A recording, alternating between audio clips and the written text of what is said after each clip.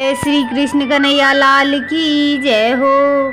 श्री वृंदावन बांके बिहारी लाल की जय हो।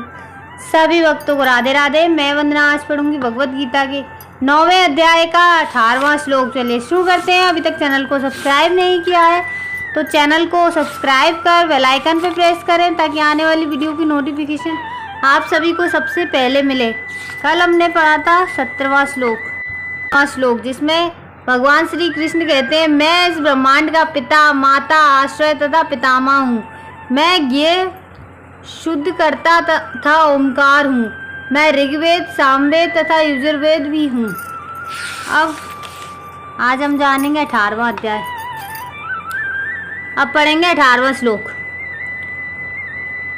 गति भर्तार प्रभुः साक्षी निवासः शरणं सुहर्ता प्रवाह प्रलयः स्थानं निधानं बीजं व्ययम्। मैं ही लक्ष्य पालन करता, स्वामी, साक्षी, धाम, शरणास्थली तथा अत्यंत प्रिय मित्र हूँ। मैं सृष्टि तथा प्रलय, सबका आधार, आश्रय तथा अविनाशी बीज हूँ।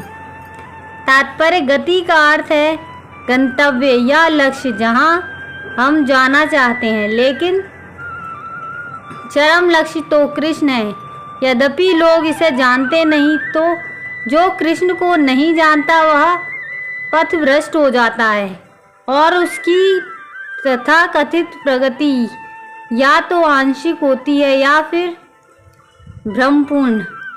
ऐसे अनेक लोग हैं जो देवताओं को भी अपना लक्ष्य बनाते हैं और तदनुसार कठोर नियमों का पालन करते हुए चंद्रलोक, सूर्यलोक, इंद्रलोक, महलोक जैसे विभिन्न लोकों को प्राप्त होते हैं।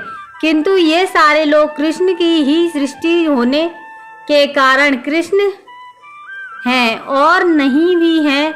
ऐसे लोग भी कृष्ण की शक्ति की अभिव्यक्तियां होने के कारण कृष्ण हैं, किंतु वस्तुतः वे कृष्ण की अनुभूति की दिशा में सोपान का कार्य करते हैं। कृष्ण की विभिन्न शक्तियों तथा पहुँचने का अर्थ है विभिन्न शक्तियों तक पहुँचने का अर्थ है अप्रत्यक्षतः कृष्ण तक पहुँचना।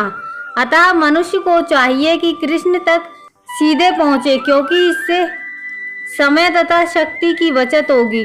उदाहरणतः यदि किसी ऊंची इमारत की चोटी तक एलिवेटर के द्वारा पहुंचने की सुविधा हो तो फिर एक सीढ़ी करके ऊपर क्यों चढ़ा जाए। सब कुछ कृष्ण की शक्ति पर आश्रित है।